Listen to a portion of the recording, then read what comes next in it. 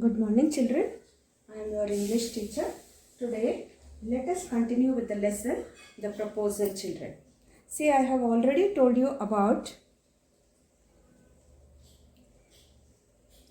how the Russian wedding takes place. This story is about the Russian wedding.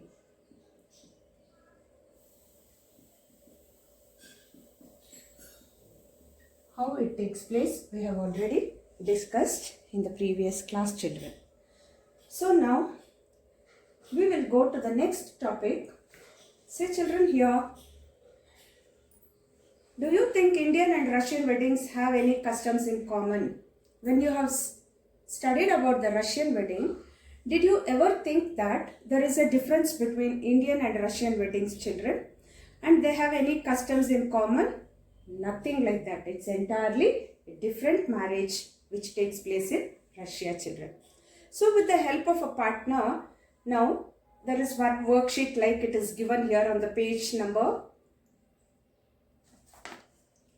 The proposal second page, it is being given there. You can write the common customs which is same in India and Russia. You can fill it in your textbook itself, children. That you can do over there. See, children, as I told you in the previous class, what is meant by the proposal? It's originally titled a marriage proposal, children. Proposal itself, I proposed him. She proposed me. If you say that itself, it comes to conclusion that it's a marriage proposal only. So it is one act play, affairs by the Russian short story writer and dramatist Anton Chekhov. It is Anton Chekhov. It was written in the year 1888.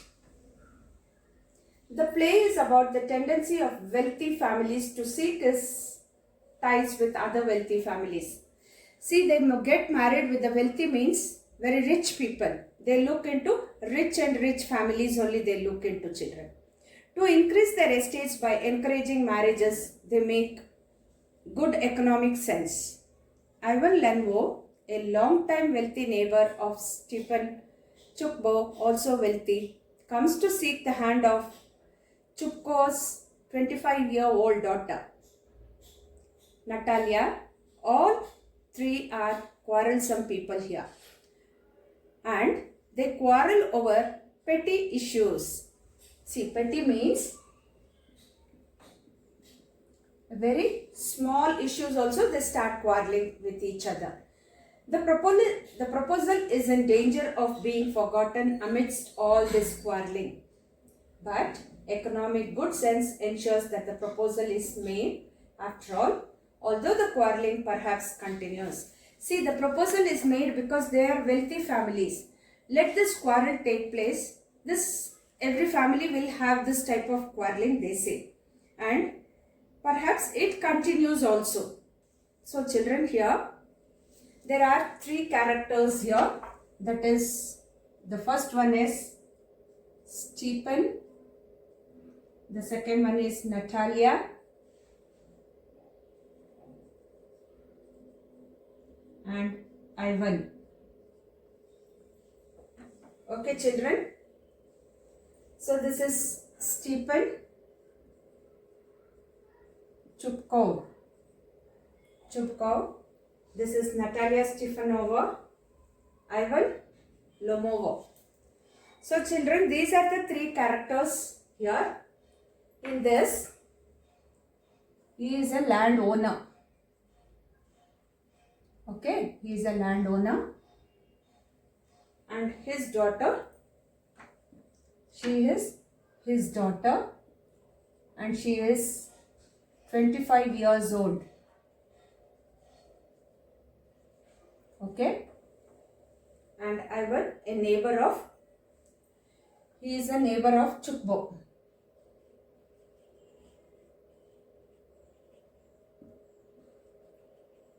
Chupko. Okay, neighbor of Chupko. And he is also a large and hearty but very suspicious landowner. He is also a landowner only. He is also owing land, children. So these are the three main characters today we are going to study about. That is Stephen, Chupko, Natalia and Ivan children. See children, here this play takes like this. A drawing room in Chupko's house. Lumov enters, that is Ivan Lumov enters over there wearing a dress jacket and white gloves. Chupko rises to meet him. See, this person, Lumovo Ivan it is. So here he comes over.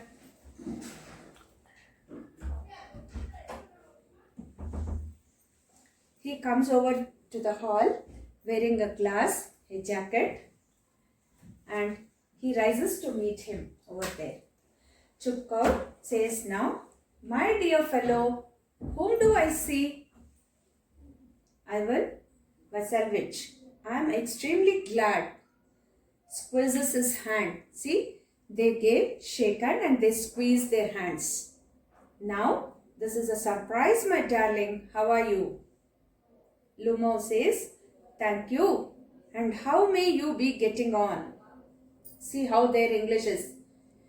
How may you be getting on? How are you? Chupko, we just get along somehow. My angel, thanks to your prayers and so on. Sit down. Please do. Now, you should not forget all about your neighbors. My darling, my dear fellow, why are you so formal in your get-up? Evening dress, gloves and so on. Can you be going anywhere, my treasure? He is asking whether you are going out because you have come with the nicely dressed up. Why all these type of formalities he is asking. So Lumov says, "No, I have come only to see you. Honored Stephen, which." So he is telling, "I have come only to see you." Chupko says, "Then why are you in evening dress, my precious, as if you are paying a New Year's Eve visit?" He is asking, "So if you have just come to see me, why are you in this dress as though you are going for an evening somewhere for a party like?" he is asking. Lumov says for that, "Well, you see, it's like this." Takes his arm. "I have come to you, honored Stephen, to trouble you with a request.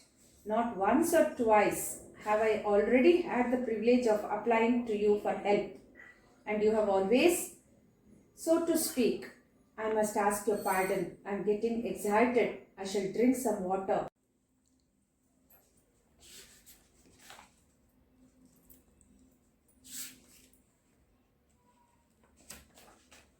So children, here Stefano is an excellent housekeeper and she is not bad looking.